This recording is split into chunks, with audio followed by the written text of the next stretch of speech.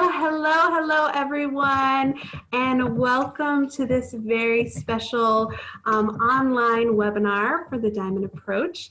My name is Andrea Livingston, and I will be your host today. And I just want to make a few announcements before we begin. And it's really my honor to be here with you all, and also to be here with the founder of Diamond Approach, A.H. Almaas, who also goes by Hamid Ali. So deep gratitude. Thank you, Hamid, for being with us. And today we will be exploring what it means to expand our horizons and to go beyond what feels familiar and comfortable to us, and to find out who we are and what we truly are. So it's definitely going to be rich. Hamid will be sharing about a new way the Diamond Approach teaching is being delivered, and we'll have some time towards the end of the webinar to engage in a practice, an exercise, as well as time for questions and comments. So we really hope you can stay with us the whole 2 hours. I mentioned a little bit earlier, but we have the capacity to have some of the videos live, so you may have been promoted to a panelist, and those are the videos that you can see. If you don't wish to have your video showing, you can say stop video. And if your video is not showing, that's okay too. You're in the right place. And at the end of the call, if you have Q&A, a question or comment, we can promote you to your video after you raise your hand. So this is a new technology. It's the webinar Zoom, because we needed to host more people. So that's why the difference. So just a couple more announcements here.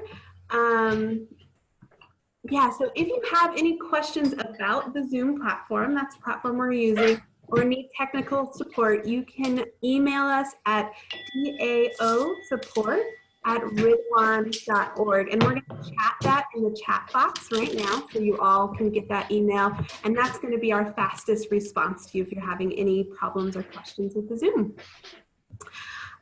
So with that, I would love, Hamid, if you can take it away. Thanks everyone for being here, and go ahead, Hamid.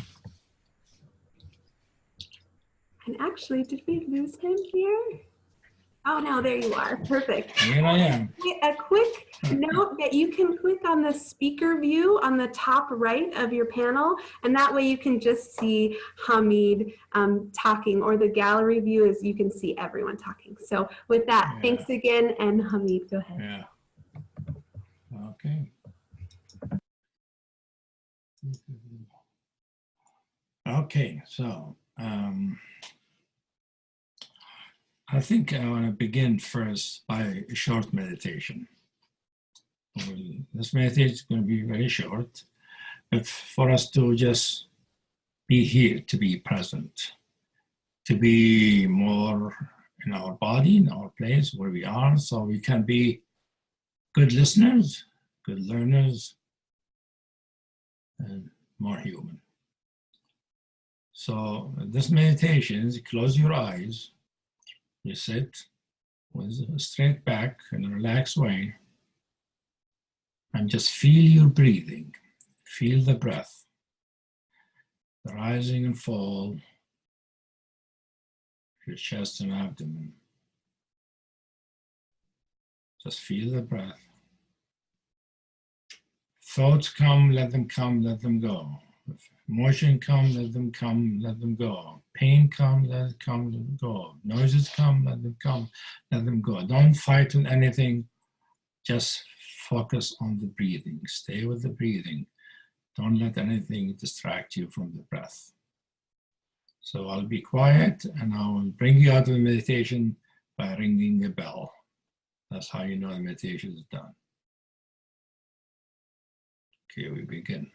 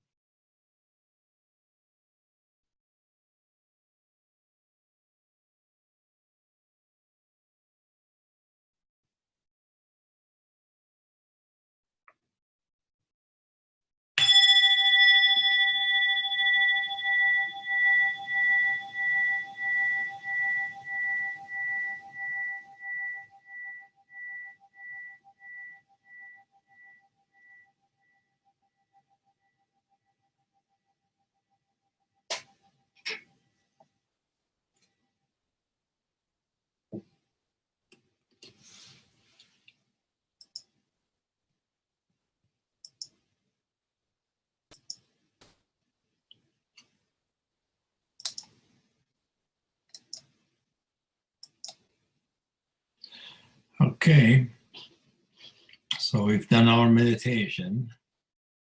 Next thing is to begin talking about what I was planning to talk about, expanding horizons. Why are we calling this expanding horizons? What horizons? Whose horizons? What are horizons?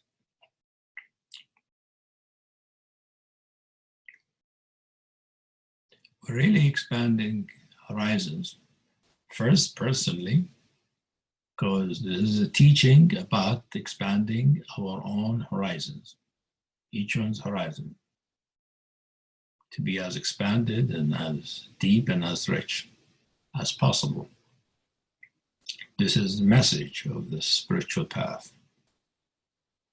But I will say more about it. We're also expanding horizons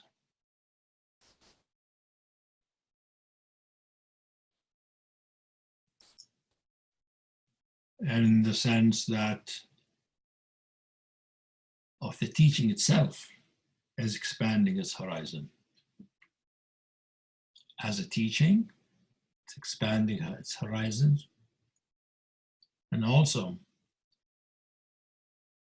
expanding the horizon of how we deliver the teaching. And we're also expanding the horizons of where we give the teachings. So there are different meanings for expanding horizons that I'm really going to be discussing in these 2 hours. And I will engage in discussion, we'll do exercises. The meditation at the beginning is just for us to feel ourselves, so we're somewhat in touch to the degree we can, to the degree we're able.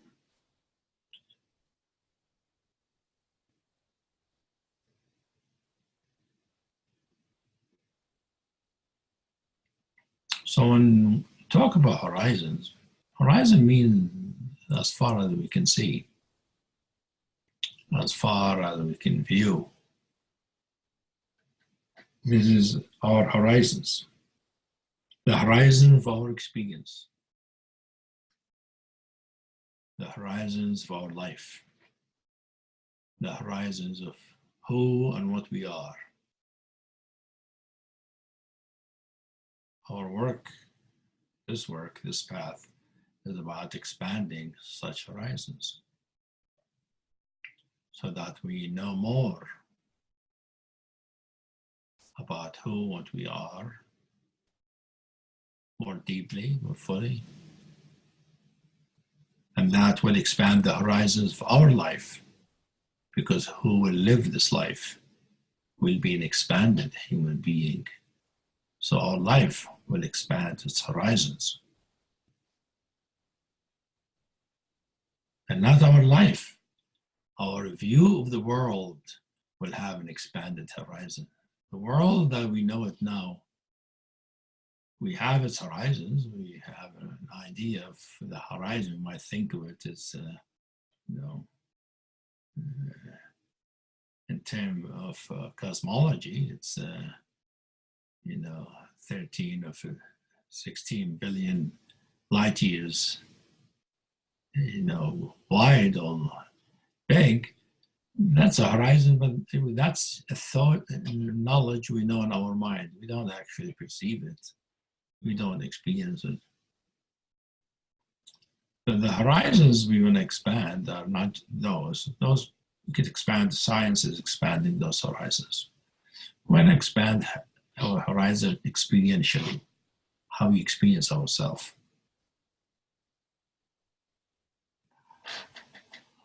What are we really, and who are we?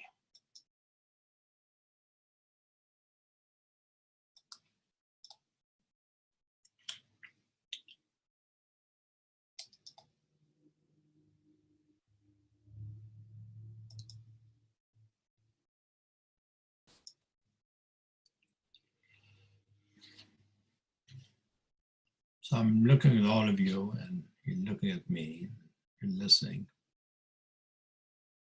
What do you see? See a man, stubby beard, have a nice speed these days. It's beyond the scratchy stage.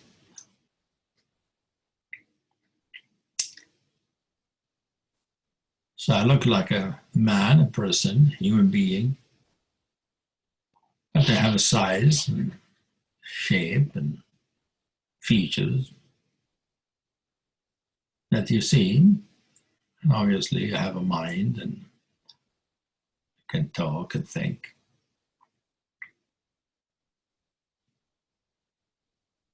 You are like that too. But how do you experience yourself from the inside? And how do you see the world outside you? So that's the question of where spiritual teaching becomes important. Spiritual teaching teaches us that the way we experience ourselves, the way we experience the world, at the beginning, especially at the beginning of our spiritual path. Some of us might be the beginning, some of us might be quite advanced. But at the beginning, we are what's called the conventional world, the consensus world, where we all know we are human beings, man and woman, or young and old, having a certain life. We have our thoughts and feelings and dreams and emotions, conflicts, or things that make us happy and things that make us sad. And that's normal. And many people think that is not real. That we need expanding horizon means to recognize it is illusory and you are not that. You are something bigger, transcendent, expanded. This is not the view of this teaching, not my view. The way you're experiencing yourself is just the way you experience yourself. It's just fine. The way you experience the world now is the way you experience the world now. That is how reality manifesting itself as you and through you. So reality can manifest itself as what we call conventional experience. I wouldn't consider it illusory or wrong, or whatever name people call it. I would say it is one way we could experience ourselves, and one way we could experience reality. But it is one way. It is like you have, TV with a million channels and you're only staying in one channel. And you think that's all there is. If you could turn to another channel, the whole thing changes. It's very different. So expanding our horizon is really to let go of this conviction that the way we experience ourselves and the way we experience the world is the way it is, the way it should be. It can't change. And if it changes, we believe it will change in the sense that we'll get better. We'll be happier, richer, have better relationships, have less pain. But it is the same. We are the people we are, and the world is the world that we see. We live on Earth. Earth rotates around the sun. The sun is part of the Milky Way, and we have this amazing universe with its galaxies.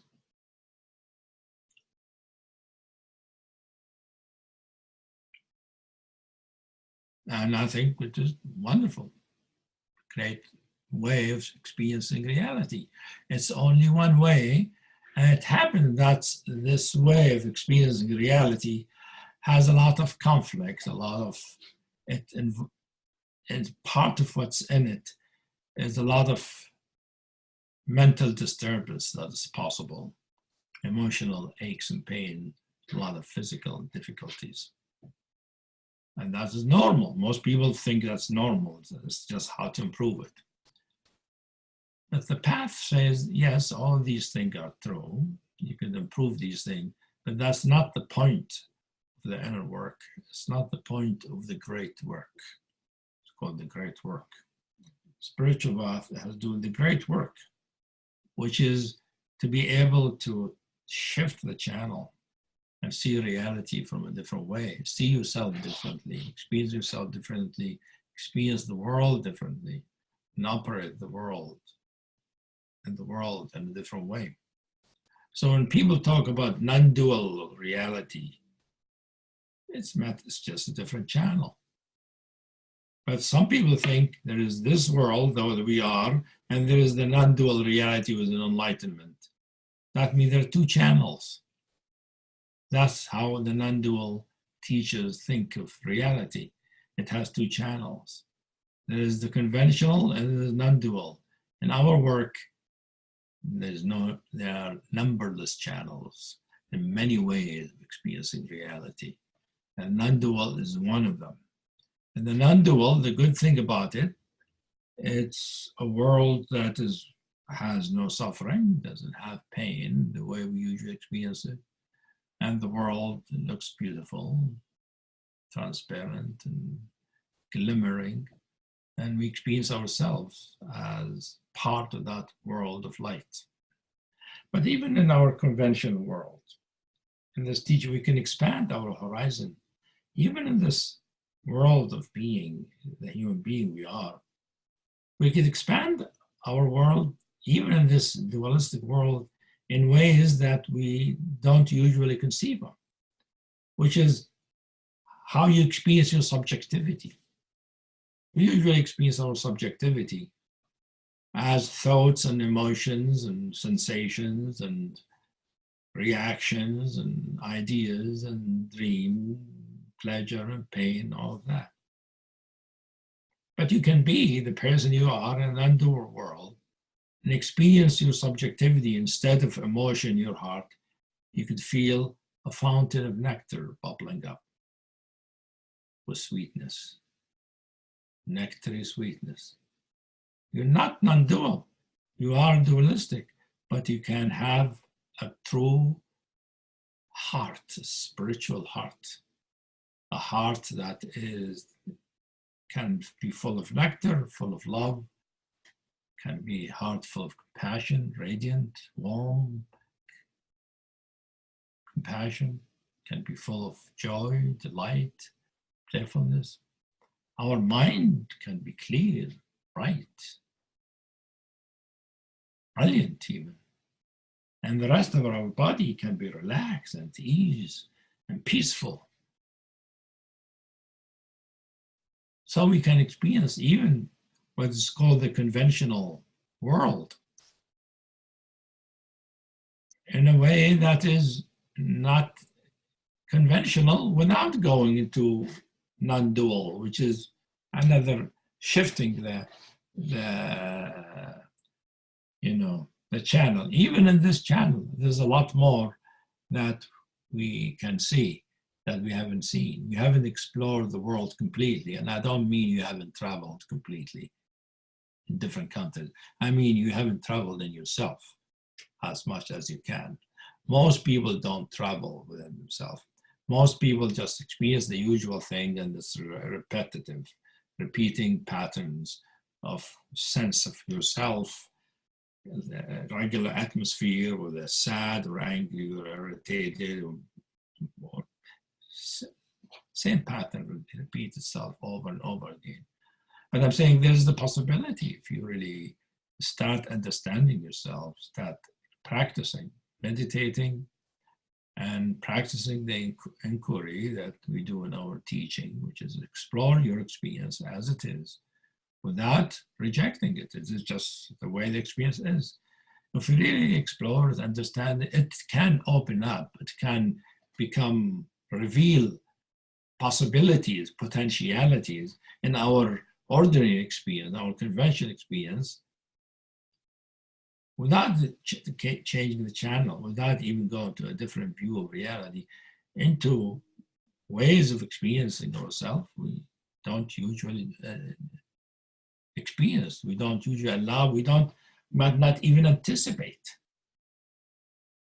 We know that somebody can be loving or more loving, somebody is smart or brilliant or not, somebody is effective, efficient, not, things like that. But we don't know what is the inside of that. When somebody is being brilliant, what's happening in their head? What's happening in their brain? When somebody is being loving, what is it really that's making them loving? What is it in their heart that's making them loving? When you're feeling loving, when you're feeling kind, what do you experience in your heart? What do you feel? Do you feel the usual sort of nothingness, or some kind of amorphous atmosphere, and you just are kind?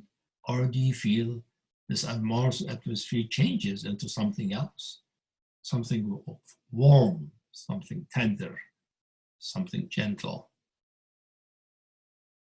something that compels you to be kind? You can't help but be kind to others, because the way you experience yourself cannot function but kindly, because your heart is manifesting some of its potential.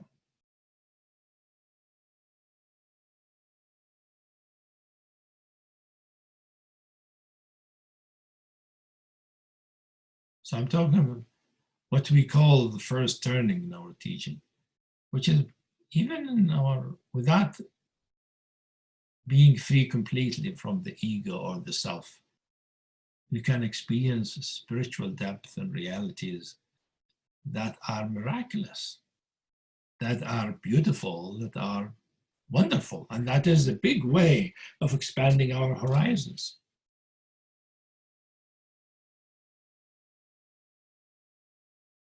Our heart can be full of joy, delight, and like sunlight comes through. Sunlight that makes us feel bubbly from inside, feel us delighted, happy. Or we could feel ourselves with some kind of a strength and power in our body, not physical, but inner, not emotional, but spiritual strength and power, capacity and solidity that make us feel capable and able and strong to live our life the way we want to live it. All that can happen without having to drop the ego. People say drop the ego to experience the spiritual. I'm saying, yeah, that is, of course, that is part of our potential, important, but there's a lot happen that before that, a lot happened without that. One can have a wonderful life without even that, and much easier to access than that transcendent, the infinite, and the non-dual that many people are talking about. So many people want to go beyond the threshold, go to the non-dual, go to the transcendent, go to the infinite. Yes, we will get there. But how about even the finite can have wonders? How about if you can actually experience your head? If you feel inside your head, you feel very transparent, clear, faceted diamond that make your perception very precise, very clear, and your thinking is very clear, very precise, very ordered, very organized, very effective. And you feel as if your heart, it's not only there is a brain and flesh, no, you feel a kind of presence and the quality of a diamond. Our teaching has those possibilities. We teach about that. We teach about that and what's in the way of that and how to access those possibilities. And I think the people who go directly to the non-dual, to the transcendent, they miss this possibility. They miss the beauty and the wonder that is inherent to the individual human being. They want to drop the human being and go to the divine, while the human being has miracles and wonders.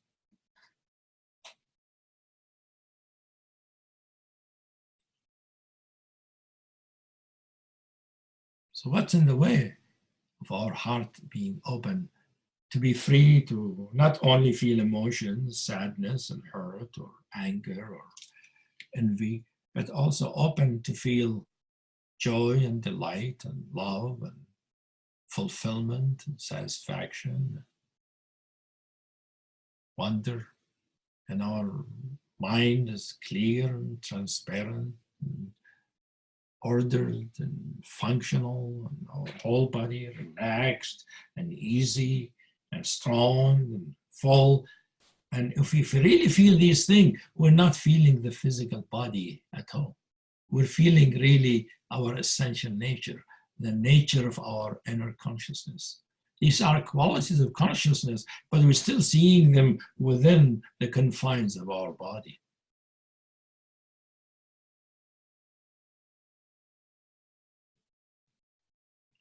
To switch the channel to go to the non-dual means you leave the confines of your body. Means you don't let the confines of your body define who you are.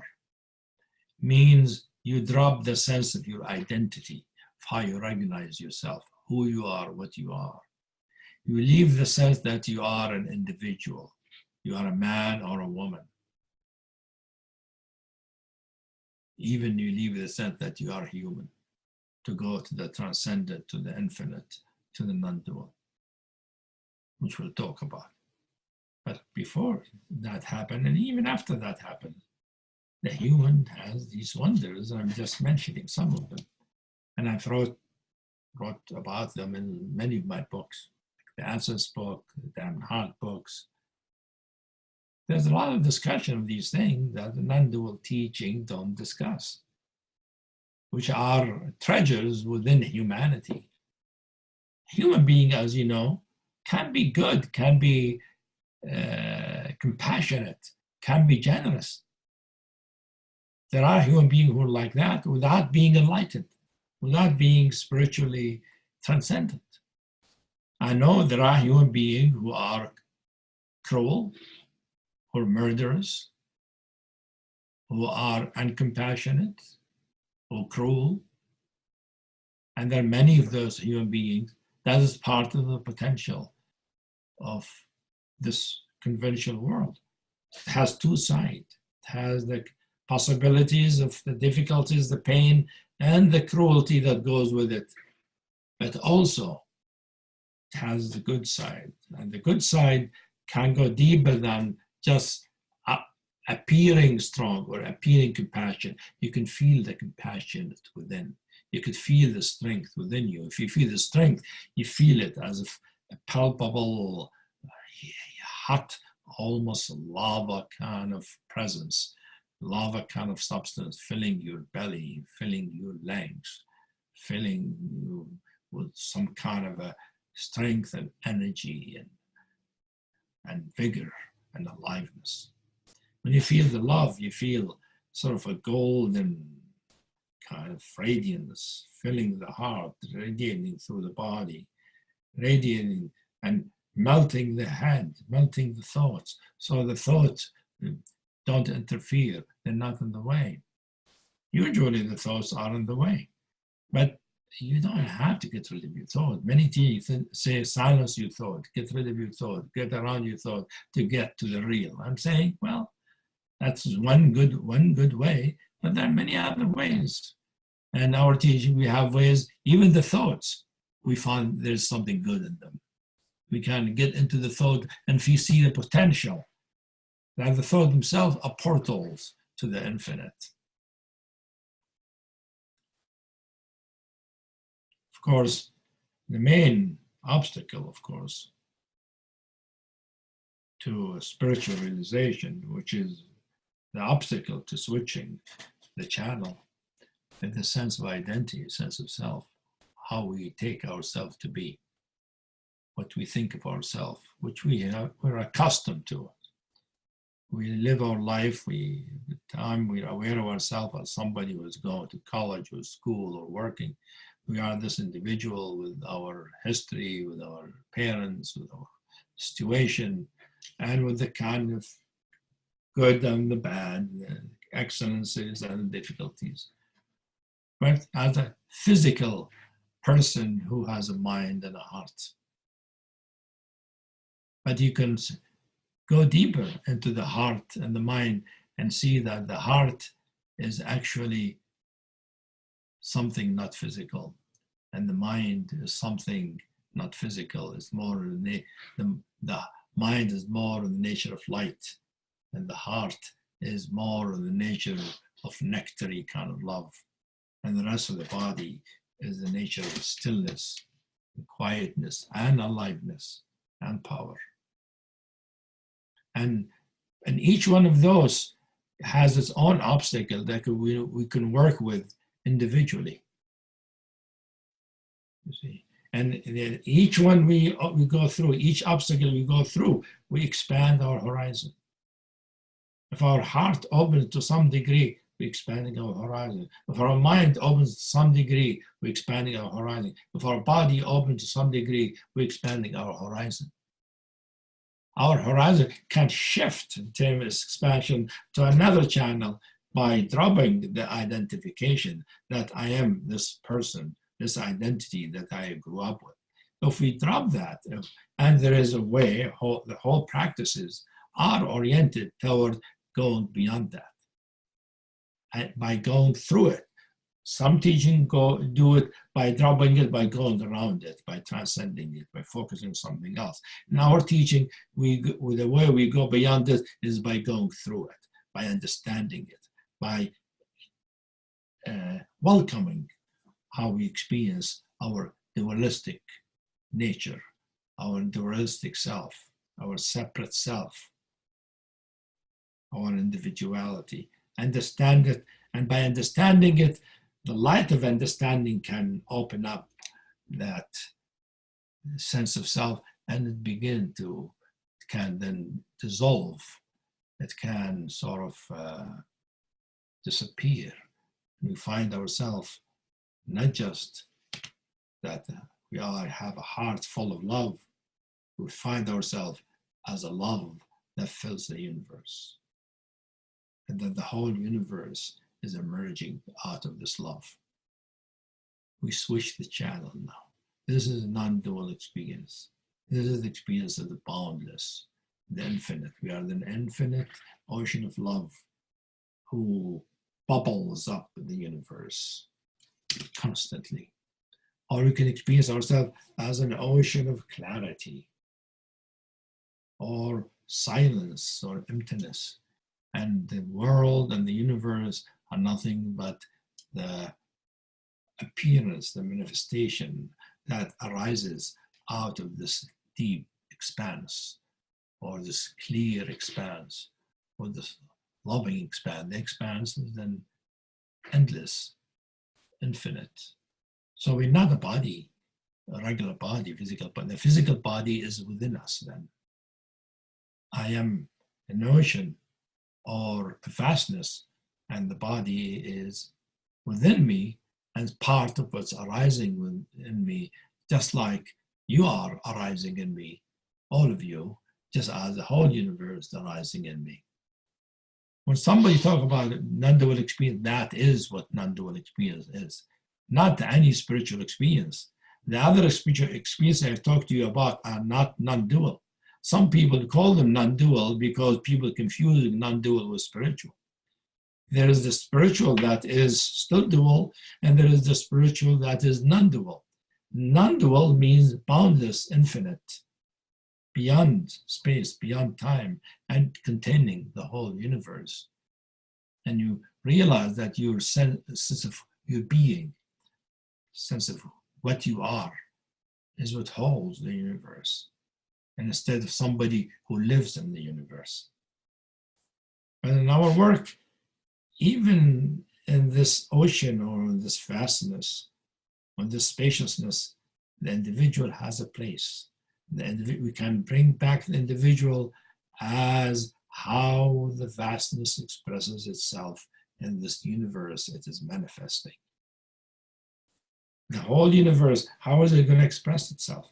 How is it going to talk and taste food and hug somebody, but through the individual that you are? So first we work in developing the individual, opening the individual, so the individual becomes its true, clear, transparent instrument for the ocean, for the vastness to express itself through you as an individual in the universe, in this world. So that way you're living in the world, but you are not the world. You're not of the world if you are from beyond it. That is expanding of horizon of a different order than the one I talked about, the first 15 minutes or 20 minutes. It is expanding our horizon because our view of reality has changed. The universe has changed. It's not just our experience of ourselves changed, the whole universe changed. The universe is not this, according to cosmology, it is made out of light or made out of love, bubbling out of a depth, bubbling out of a vastness, bubbling out of a mystery and peacefulness. And we can experience ourselves that way. It is possible. That is expanding our horizon in a very, very big way, radical way. And it is difficult for most people because the sense of identifying ourselves with what we have known ourselves to be is powerful, and it's difficult to let go of. You feel, well, how am I? I'm going to lose myself. I'm not going to be me. And you're right. You're going to lose yourself, but you're going to be you. Because the you is not this individual. That is just one way that you can be. Another way you can be is this vastness. You can also be the whole universe. This is just the second channel. There's a third channel, fourth channel, fifth channel, and other ways of experiencing ourselves and experiencing the universe. So that is the personal way of expanding our horizon that spiritual paths are about, and this spiritual path is about. Some spiritual paths focus more on the first part I talk about. Some spiritual paths focus exclusively on the second part, either in the second part or you haven't made it. For us, no, you could be in one or the other. In fact, you can go back and forth and you actually mix them together. Not only that, you could leave both and go to a third and fourth one, where you're not just the whole universe, your vastness and infinity and the whole universe inside you. No, you can be the small individual and the whole universe is inside you. You wonder, how can that be?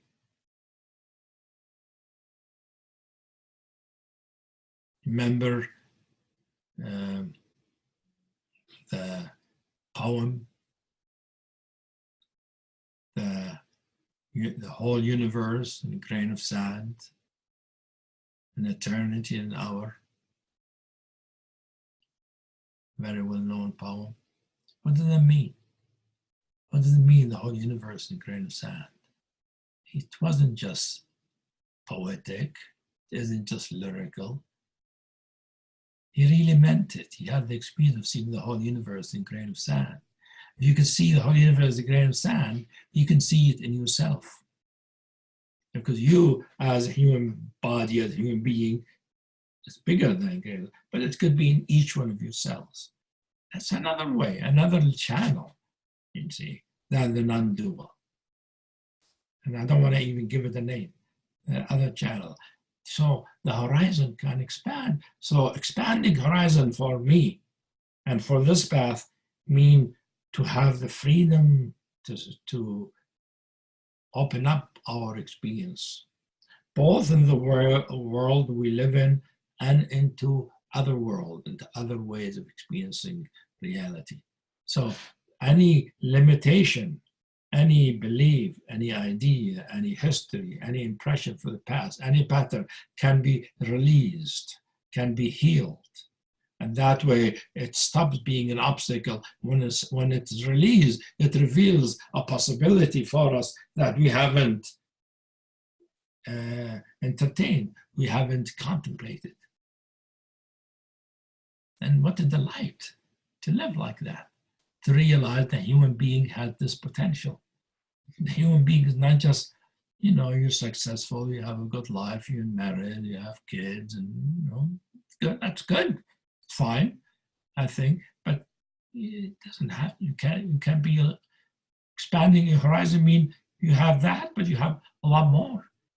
You can experience yourself as the whole universe, and all human beings are your children. All beings are your offsprings, because you are the source of everything. Why not? It is part of the possibilities for our human consciousness. That will be expanding horizons. So that is a way of talking about expanding horizons. But in other ways, I meant expanding horizons in this talk, in this webinar, is that our teaching is expanding its horizons. The way this teaching expanding its horizons is because most teachings stay with the non-dual, and we're expanding our horizon by going further than the non-dual, beyond the non-dual. We don't only have two channels, we have numberless channels. This teaching has numberless, so our horizon can expand in ways we cannot anticipate, we cannot think about. It will sound magical, it will sound like a fantasy. So I don't want to talk too much about them. But it is expanding our horizon. So the teaching is expanding the horizon because this teaching is alive and is always discovering a new world, new worlds, and new ways of experiencing the world, new ways of experiencing reality, new ways of experiencing what we are, what is the self, what is a thought, what is a feeling, what is a body, what is a sensation. We ask those questions and we have good experiences as answers to them. Wonderful, beautiful, delightful ways of experiencing things. We can explore our thought, not just get rid of them. We can explore, what is my thought? What's it made out of? Let me look at it. And you see how amazing a thing it is that there are thoughts in the mind. Did you ever think of that? How can you have thoughts? Isn't that amazing? Because not all beings have thoughts. I don't know if a snake has thoughts the way we have thoughts. I don't know if a lizard has thoughts. Maybe he has one word or one impression, but to have a continuous, even obsessive thoughts. Some of us obsess, but even obsession means you have thoughts, continuous thoughts with many meanings. That by itself is quite an amazing thing. But we can expand that horizon so that the thoughts are not a constriction, but the doors are openings, are the reality presenting ways for us to go through it, to understand its secrets. But the other way, so that's our teaching is expanding its horizon that way, but expanding in other ways. The other way that we are expanding our horizons is the way we're delivering our teaching, like the way I'm doing it right now. It used to be that in this time and approach, this teaching, we teach in the classical ancient way. A group of students with a teacher. And the teacher teaches and students listen and they do the practices. And it goes on for periods of time with commitment and dedication and love and all of that. And we still do that. That's what we call the classical method. And we also have, beside that, teacher having sessions with the students, where the student meets with the teacher by themselves for an hour or so regularly and get guidance and support for their expanding their horizons, for their experience, to understand it, to be free from the limitation, and to discover the treasures that are within us.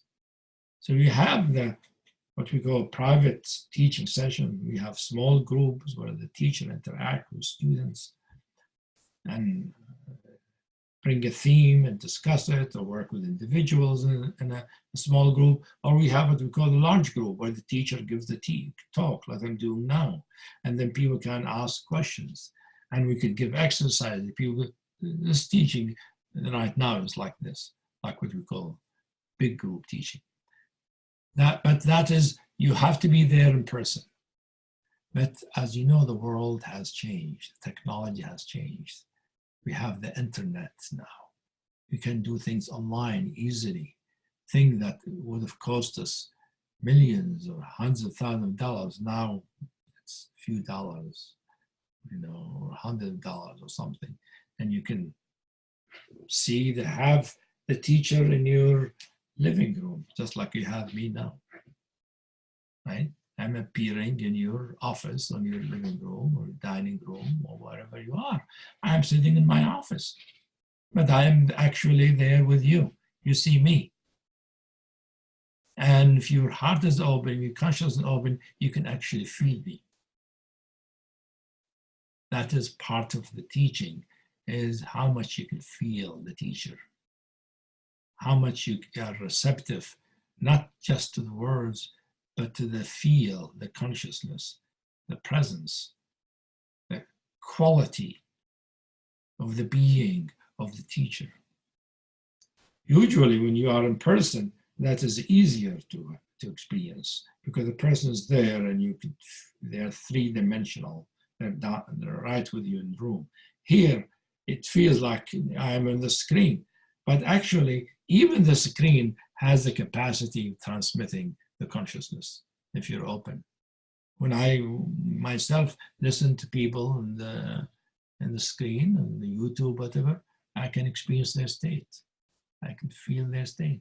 So you can experience my state. If you experience your state, I hope you don't get scared. I hope you feel good, because my state for most people will be either non-interesting or terrifying.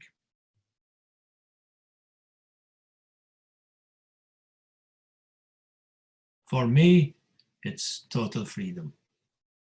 I'm free because I'm totally myself without even having to define myself. Because I'm free to not know. I'm free in the unknown. I'm free in the mystery. And that is part of expanding horizons, is to learn to go into the unknown. Part of the way of dropping the limitation of a horizon is to go beyond the horizon, mean to go to the unknown, to be comfortable with the unknown. Part of our teaching is to learn to be comfortable with the unknown, not to be comfortable only with the unknown, to love going into the unknown. Just like when you're going into space adventure and you go into the depth of dark space, you go into the unknown. Oh, it's exciting, it's thrilling. You don't know what kind of world you're going to come upon, what kind of galaxy, what kind of a planet, what kind of creature you're going to find. Should you be scared? Should you be delighted? You don't know. That's what's it like in inner work. It's the unknown. It's an adventure. So I've talked about the teaching, how it is expanding a horizon, how the teaching itself is expanding its horizon, and the horizons of what we conceive of as a spiritual path, a spiritual teaching. And I'm talking about expanding the way of delivery, where we are not only doing our usual groups, like in Berkeley or in Colorado or in Europe, or where everybody gathered there, partly because we have other possibilities. We have the internet and the online possibility, but partly people don't have a teacher in their location. People don't have the money to go to a group. People don't have the time. So we are including in our teaching the possibility of online teaching. But we're not doing only online. We don't want to just give online courses as many teachers are doing. We want to do online courses that are connected to in-person teaching. You can have an online course. We give online courses, like the next online course we're giving in our school. It's called Inquiry. teaching in a group, which is how to learn the main practice of this teaching that I taught with a few other teachers.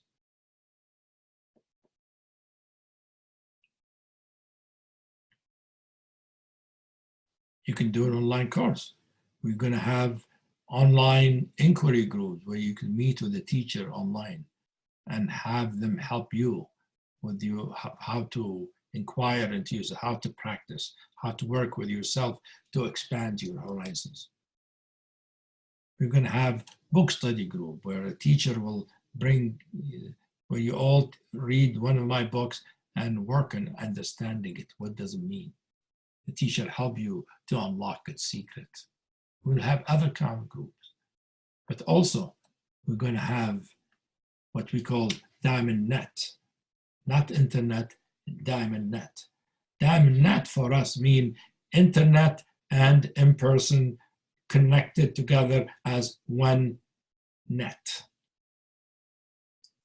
It is the online and the in-person combined together. So we can have possibilities of groups both meet sometimes in person, but sometimes they meet online with each other and with the teacher or with the teachers. We call that diamond net, which is really evolution of our online department, which we call DAO, Diamond Approach Online. It's evolving into what we call diamond net, which is a way of teaching that is hybrid, that combines the online with the in-person. But also, Diamond Net includes all the possibilities of the game. You can just do online. You can just do the online part of Diamond Net. You can do online actually meeting with a teacher individually or in an inquiry group or in a book study group. Or you could do online, but also have online teachings, but have a teacher and that you meet personally and you have ongoing weekly or monthly guidance sessions. Or you can meet with a group regularly or and once or twice a year in a retreat, and the rest of the teaching will come online. We're going to combine both. We're going to combine the ancient and the new together seamlessly. We don't want to make the ancient disappear because ancient is the tried and true. We want to make sure that everybody knows direct encounter with the teacher in the same room. There's nothing like it. Regardless how you feel, I am in your room and you could feel me. It will be different if I really visit you. Your whole house will be transformed.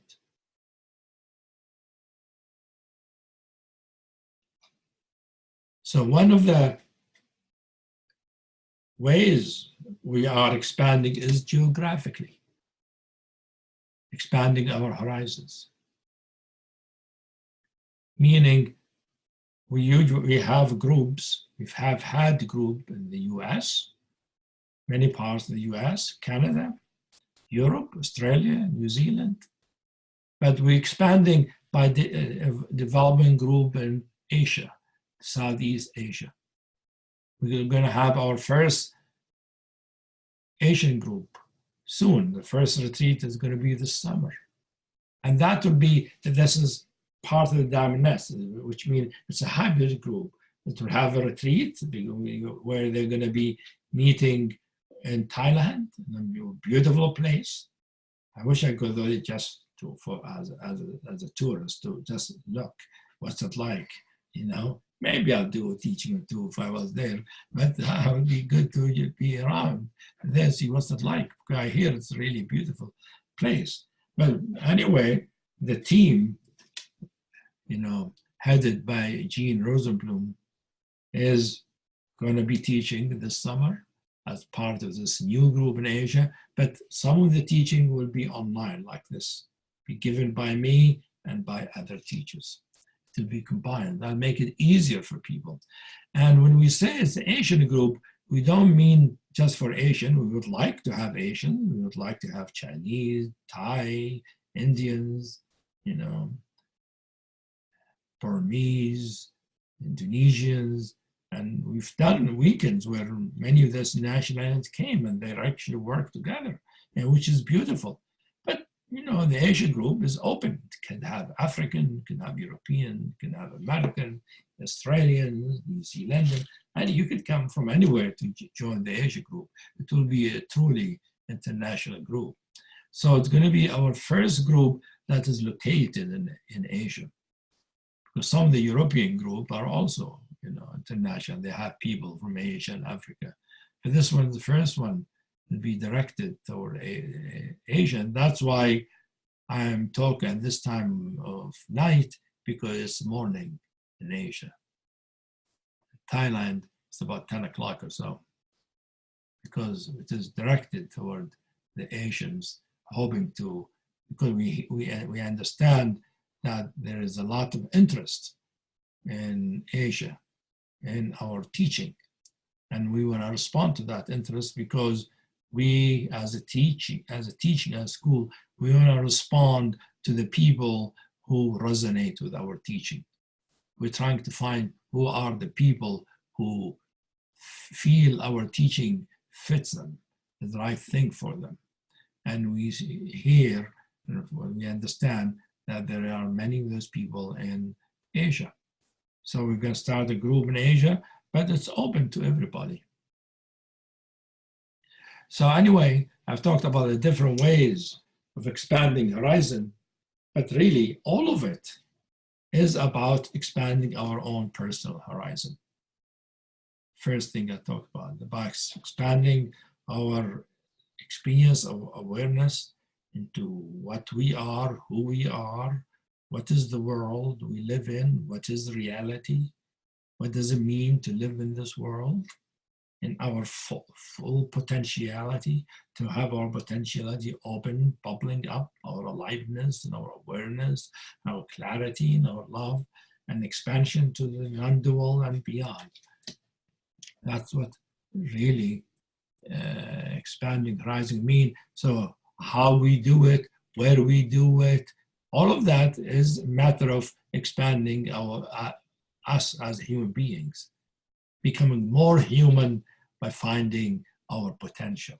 Because some of us, we might think as we go to the non-dual, for instance, we're going to lose our individuality. How am I going to love somebody? How am I going to have somebody love me? How am I, if I am an ocean, if I am the sky, if I am infinite space, how am I going to enjoy my chocolate ice cream?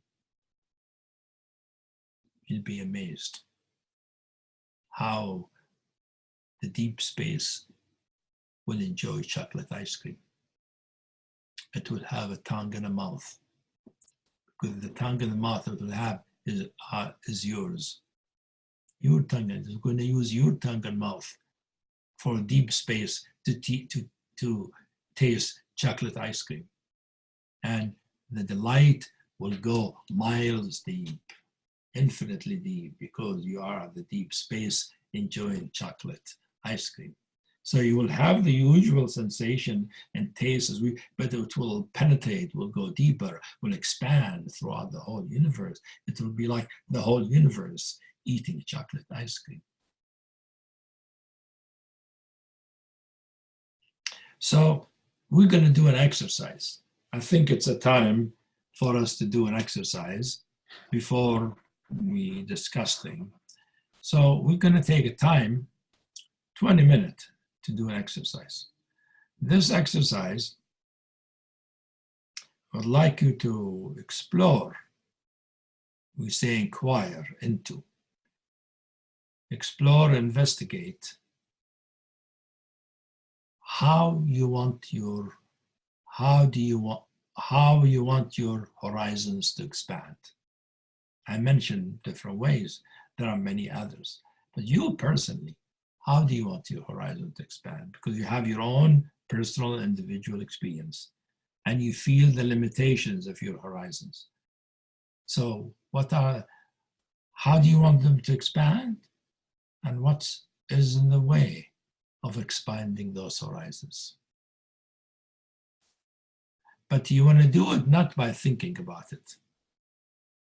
Thinking about it isn't very useful. The thought will have to engage the heart, will have to engage the feeling and the emotion and the life situation and the aliveness and the energy and the body and the sensation, the totality of your being, of your consciousness.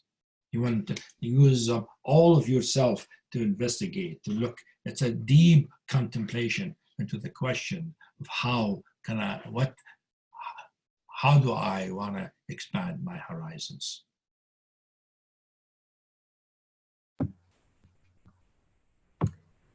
And as you explore that, you might see, what is it in the way? What stops you from expanding this horizon? Is it you're lazy, you're afraid, or there's a particular obstacle, like some historical pattern, or some judgment, or just not knowing there is such a way of expanding the horizon? What is it? Many teachings say it's ignorance. We don't know. We don't know how we are limited, and we don't know how we can expand our horizon. That's a big thing. But to just say ignorance, it's general. You don't want to know it in more personal ways. So the way you're going to do this exercise, I'm going to give you 20 minutes. These 20 minutes, you could do it in one of two ways. If you have another person who's doing the course where you can do this exercise with, then the way you do it is we do what we call it as a monologue, which means one person listens, sits there and listens, while the other person talk about how they want to expand their horizon. You speak from your heart, from your being, with all your feelings. If you're feeling depressed, you want to feel how you want to expand, how you want to feel happy. If you're feeling scared, how do you want to be fearless?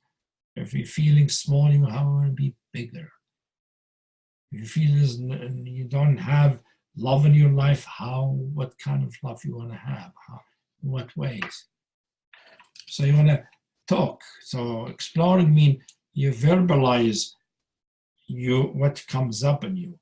Don't strategize, don't think through it. Let it bubble up naturally from you. Be spontaneous in saying it to the other person who is not telling you, okay, good. No, the other person shouldn't say anything. Should just be present and just listen. If by being present and just listening and not encouraging, not grimacing, and not changing your facial feature, approval, disapproval, the person feel that you're there for them. You're really there to listen. You're really interested. And then the person can feel free to express themselves by exploring, by verbalizing how they want to expand their horizon and what they find is in the way. 10 minutes a person, then you switch around, the other person take their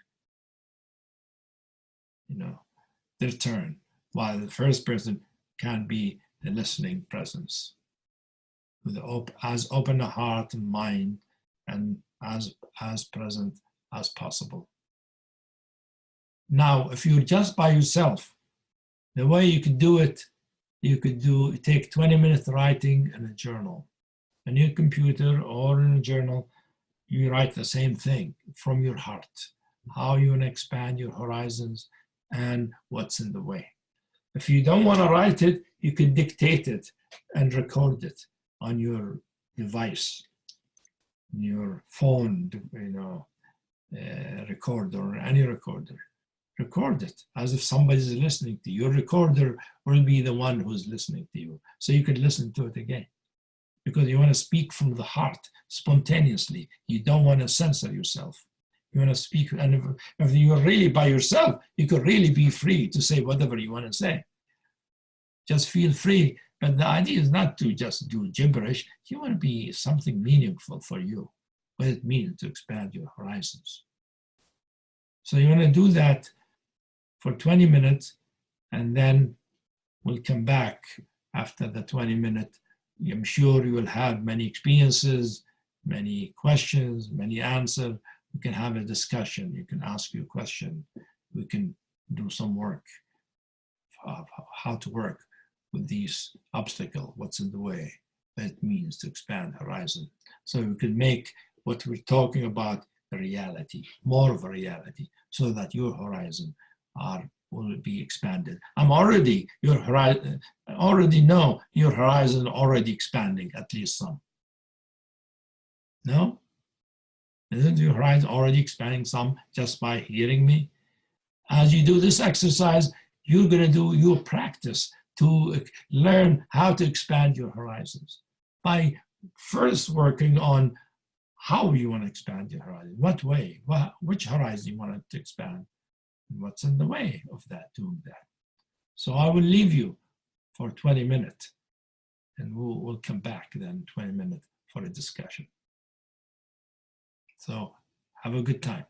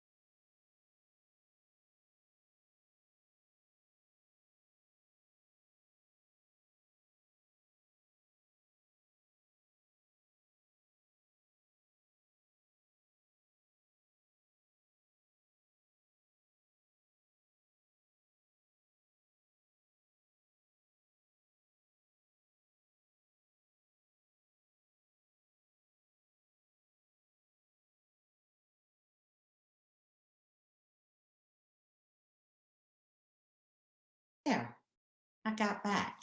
Exercise in progress. Yeah.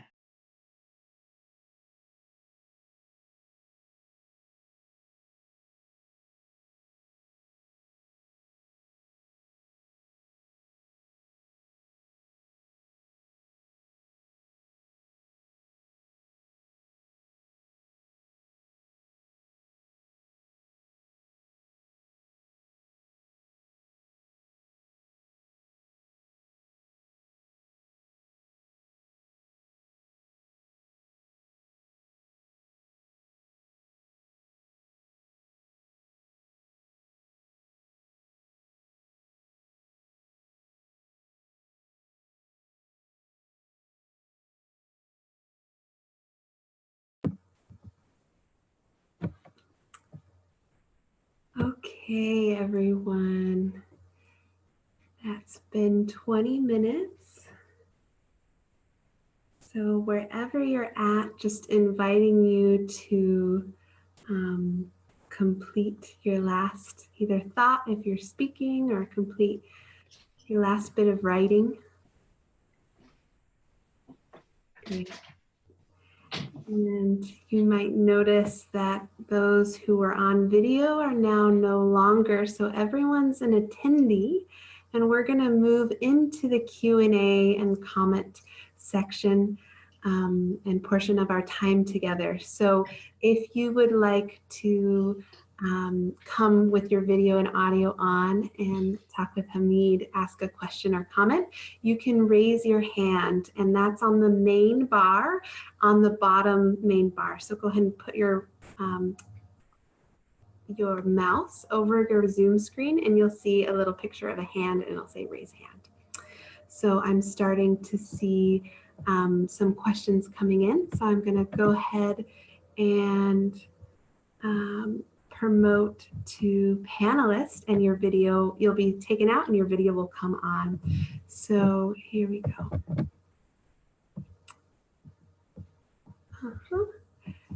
So Irwan Davin, I'm going to bring you on Irwan. Okay.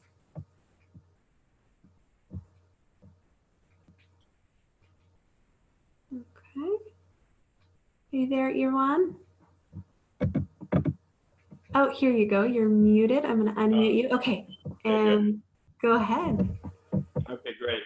During the inquiry, Hamid, the two places that I wanted to expand my horizons, the first one that came up was, they were both in the first channel.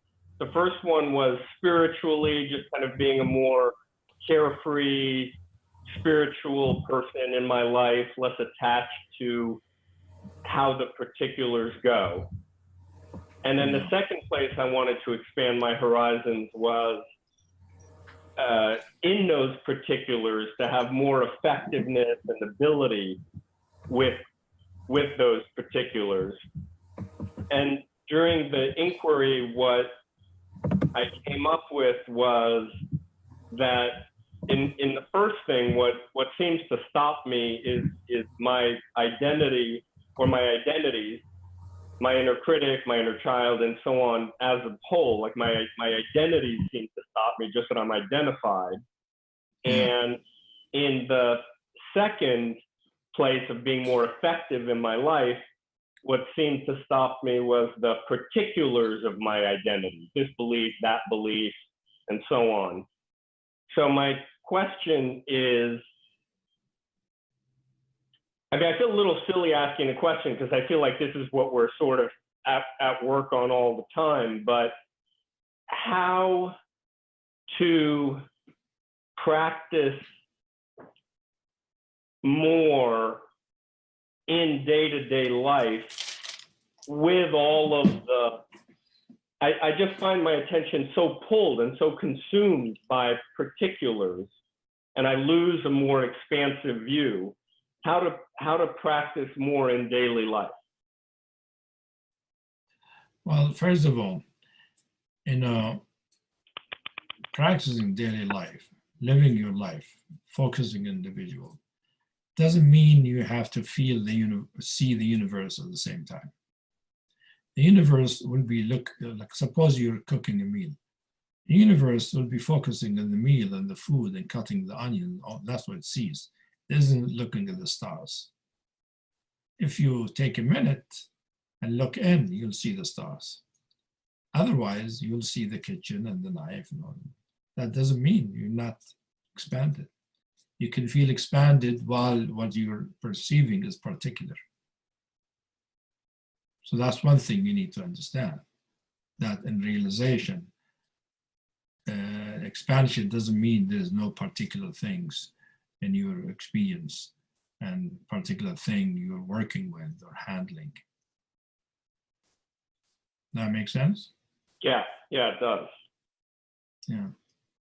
And then what about the tendency to, because the focusing on a particular doesn't, when you describe it, it has an expansive feeling to it. When I'm doing it, it often has a contracted feeling. So that means to operate, to function, you have to bring the identity with the limited individual. You believe to do something, you have to be an individual. No? I do, yeah. Yeah, that's what most people think. That's how most people feel. To function, to do something, to be effective, you have to be the individual, a particular individual, which is fine. That is one way of experiencing, but you can actually function, do these things without being the particular individual. But we don't, most of us don't know that. And that requires letting go of the individual in a way that might seem challenging because we're not afraid it's going to come back. Because if we strongly believe, you strongly believe you need the individual to effectively function, you're not going to let him go. And he's a thought in your mind, but you're not going to let it go. So, but if you let it go, you will be functioning without being that individual.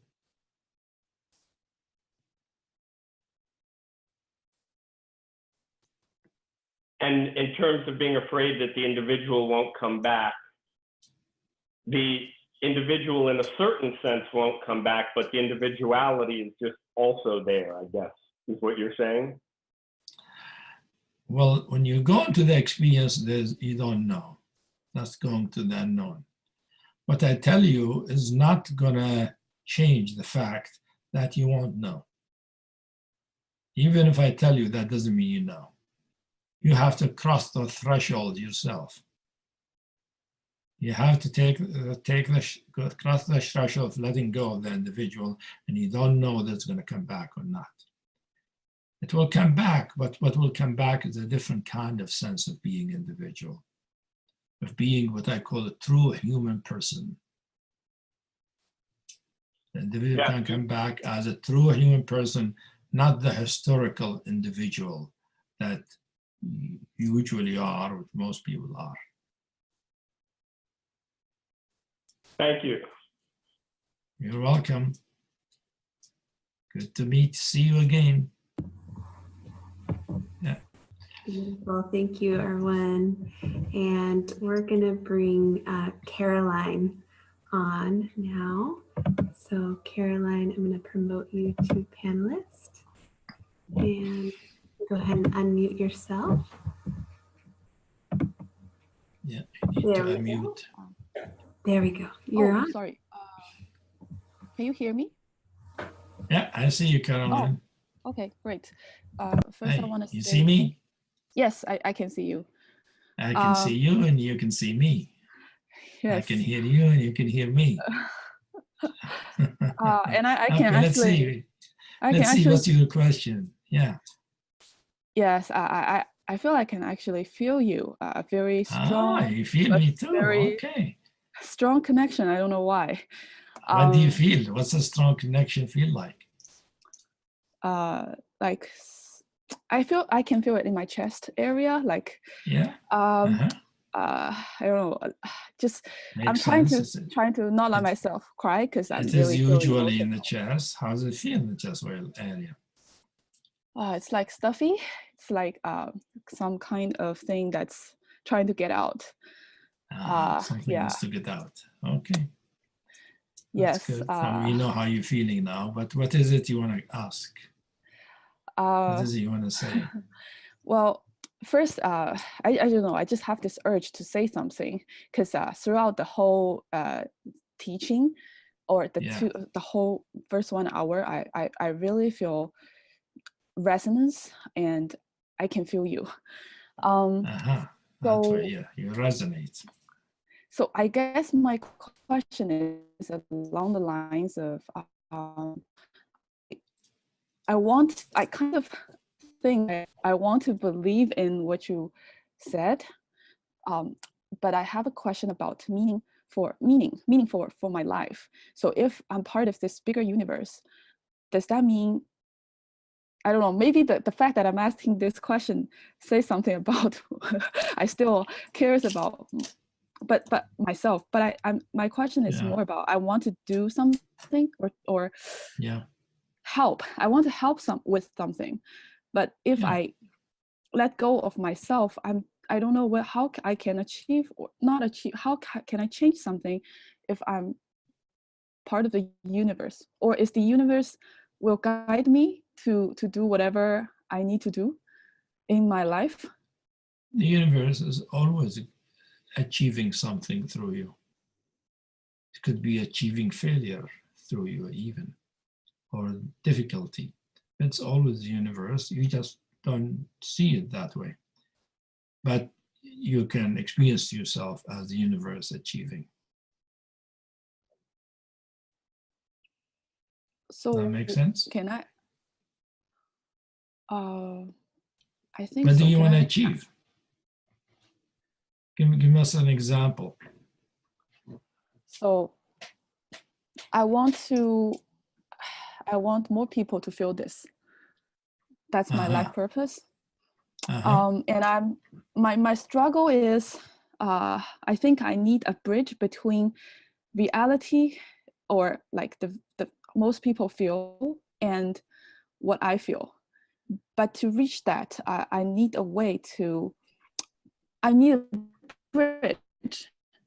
So to build that bridge, I need scale and like be able to reach more people. So for example, a very concrete question. And I'm like I'm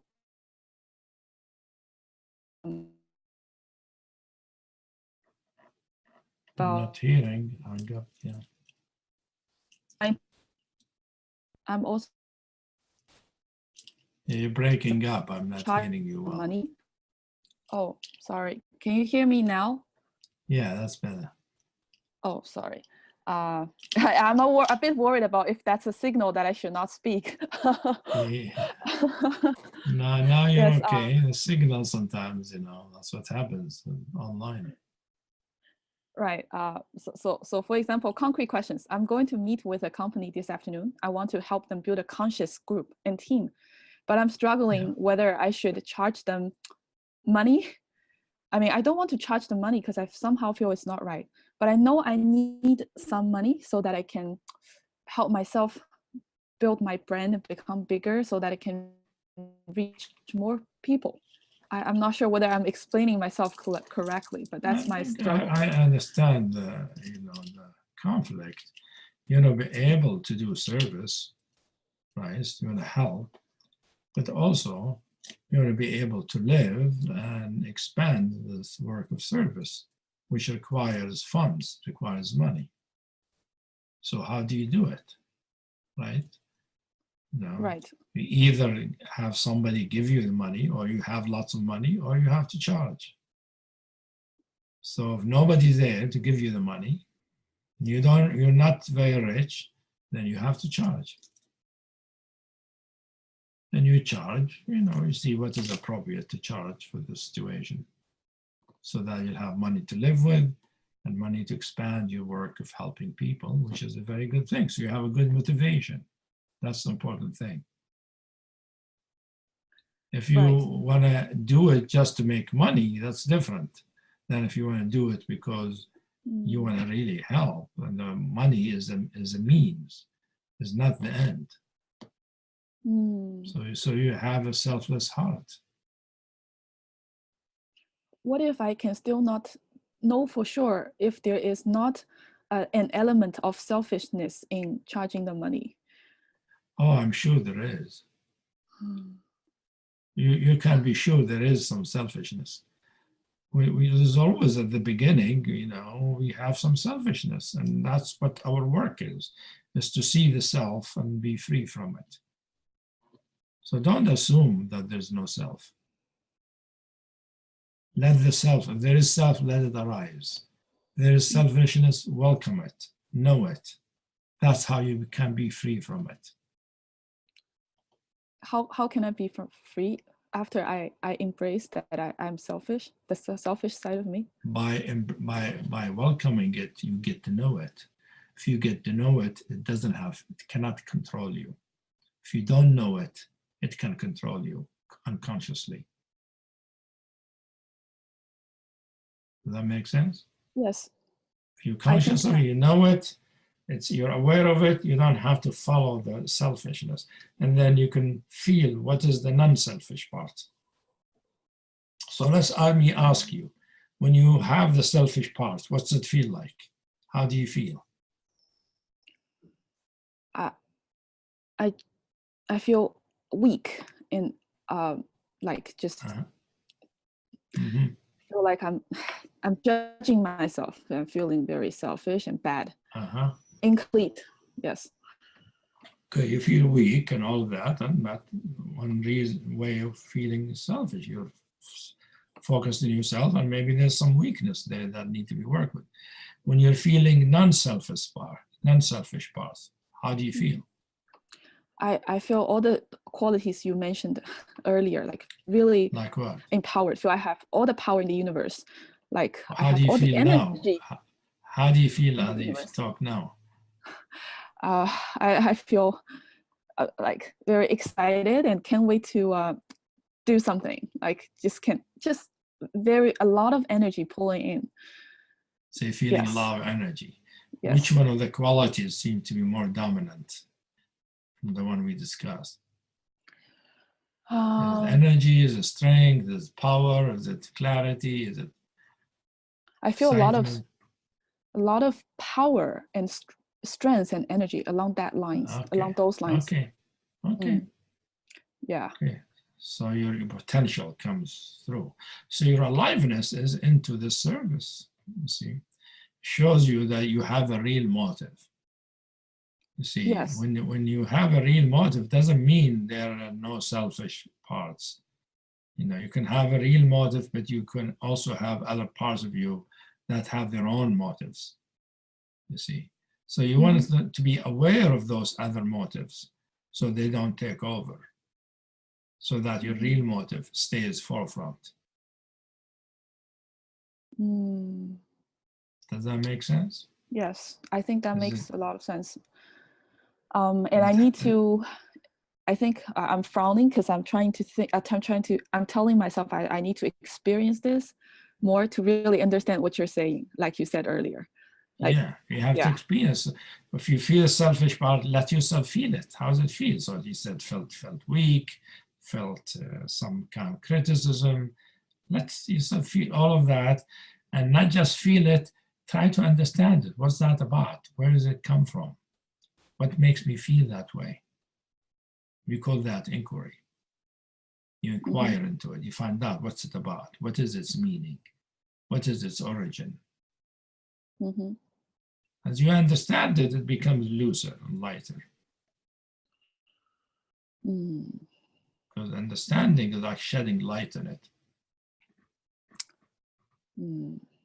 Yes, I think I need to do more inquiry on that front. I haven't really, I think I got some part of it, not yet to the bottom of it.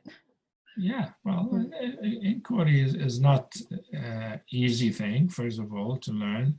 And also, it's not a short thing. It takes a lot of inquiry. There are many things in us we need to understand and illuminate so that they won't be in the way. So that this is a way of working with obstacles by illuminating them, by understanding them fully, by feeling and feeling them and getting the meaning of the feeling and where it's come from, what it's connected to. Yes. I mean, when you're saying this, I have a visualization of what you're saying suddenly. It's almost like when I met with an obstacle, I kind of crawl down to zoom in and look at, like, observe and try to analyze the obstacle. And then I become weak because I'm no longer standing. I'm not looking at the sun that's driving me. That's the direction that I want to go. So I should actually open my gesture and look at the sun and draw in all this energy, and then I can just cross that obstacle, but not by trying to look into that obstacle and say, okay, you should not be here, and getting frustrated that you're on my way. Kind of something like that. If you try to push away the obstacle, it will just go back in hiding. It will affect you without you knowing it. Yes. See, many people start with a selfless motive. And when they become successful, they become more selfish because they have a selfish part that hasn't been illuminated, that's been hidden. And as they have more success and more power, the selfish part takes it over because it likes that. And then it controls them. So it's good to see that from the beginning. Thank you so much. I think that's, I got my answer.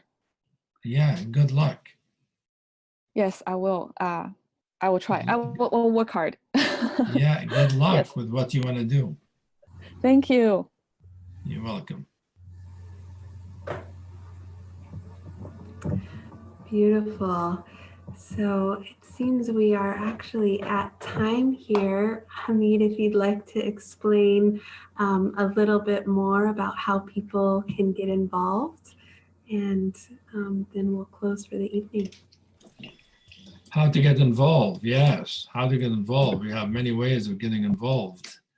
You know, you can, first of all, we have our website, diamondapproach.org. Diamond Approach is one word. Diamondapproach.org is our website.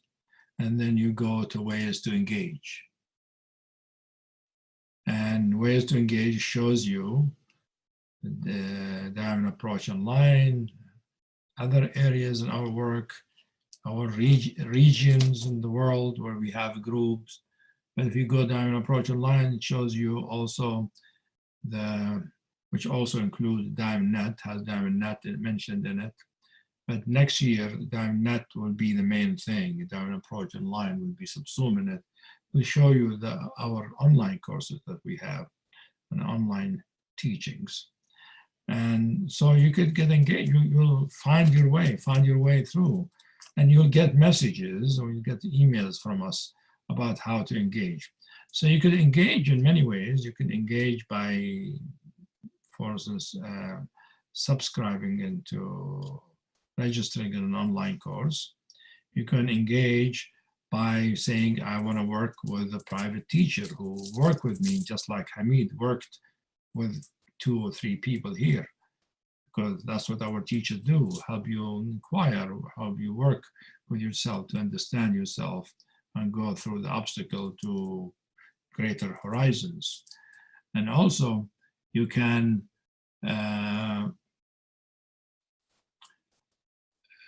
find a teacher, or we will make it possible in the future, soon actually, as part of the inquiry course. If you take the inquiry course, there will be inquiry groups, which means you can join a small group, individual with a teacher who guides the group, where you will all do inquiry together, and a teacher help you and guide you how to inquire into your own thing or what the teaching is about.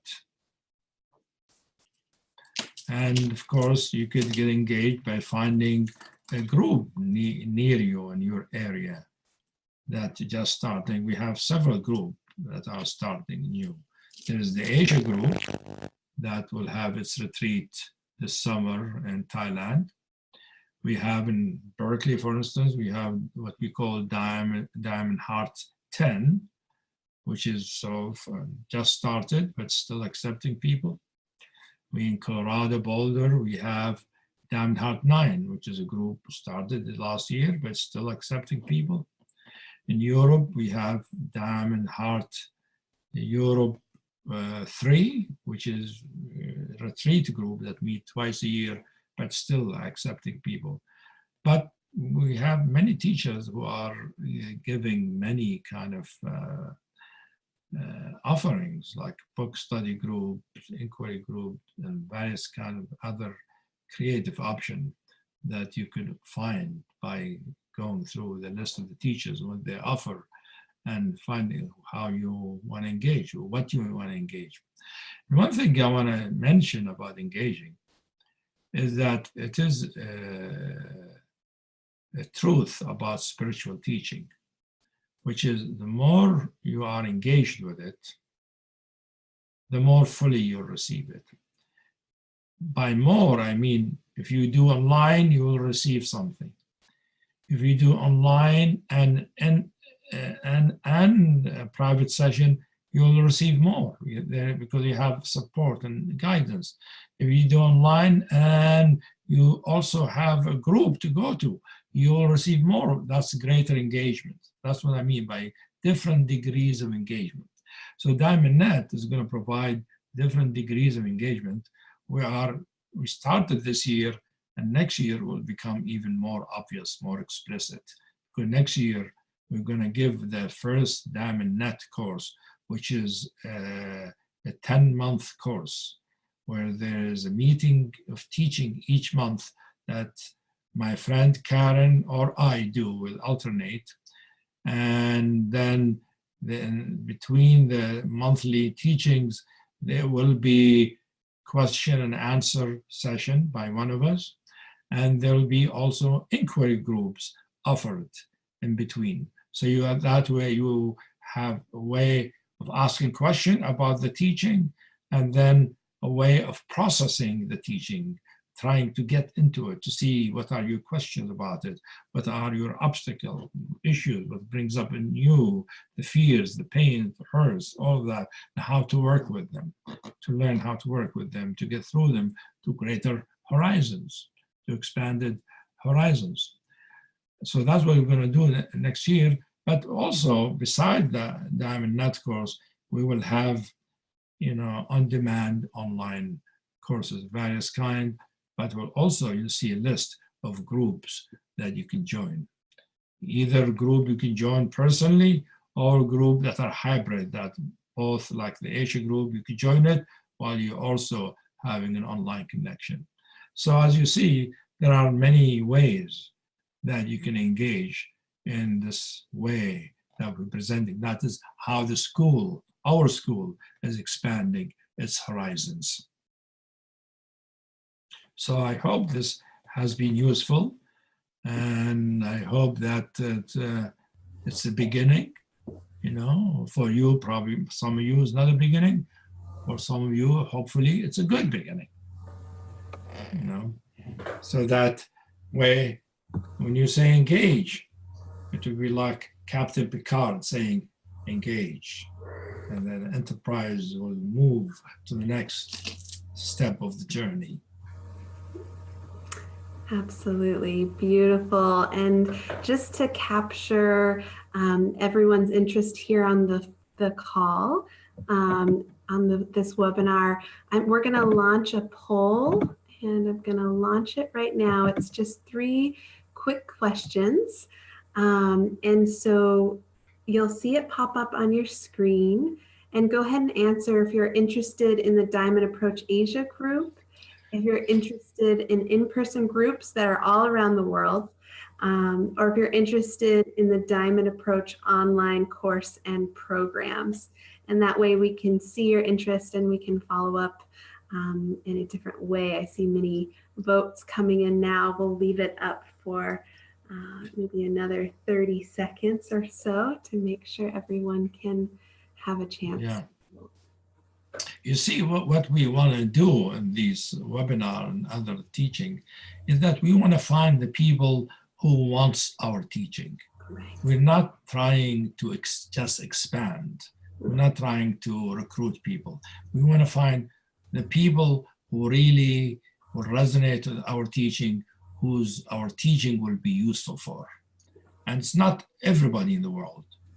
Not everybody will resonate with this teaching, and it's not going to be used for everybody, but we want to be able to reach you if you are really interested. And you need to investigate to find out whether that's what you're interested in, and that's what you want to connect to, you want to engage. Great. Okay, so I'm going to go ahead and take that poll down. And as you saw, many of the links were there in the chat box. So many ways to engage if that's what you feel called to do. So I just want to end by saying thank you so much to you, Hamid, for your teachings, and so beautiful to be on the call with everyone from all around the world. It was great to see everyone. And thanks, Andrea, for helping out with this. Definitely. Very nice of you. Yeah. Yes. A nice occasion. I enjoyed it. I enjoyed talking with the people, and it felt to me like they were right here. So it was nice. It absolutely. I hope that everybody felt that way. Yeah. Absolutely. And I would like to let everyone know that we will be sending out an email to you on Tuesday with a recording of today's event, if you'd like to watch it again, as well as information about Diamond Approach Asia and a survey. So we'd love to hear your feedback. This is actually the first time that we've conducted a live webinar of this size. And so we'd really love to know your experience, and so we can continue to improve our online offerings. So please keep an eye out for that email. And I think with that, I'd love to bring our time to a close, and thank you everyone again. Do you have any last words, Hamid, that you'd like to say? Well, expand your horizons. Mm-hmm. Do what you can, wherever you can. Absolutely. The horizon can be endless. Wish you good luck. Beautiful. Good journey. Thank you, everyone. Have a beautiful night. Okay, bye.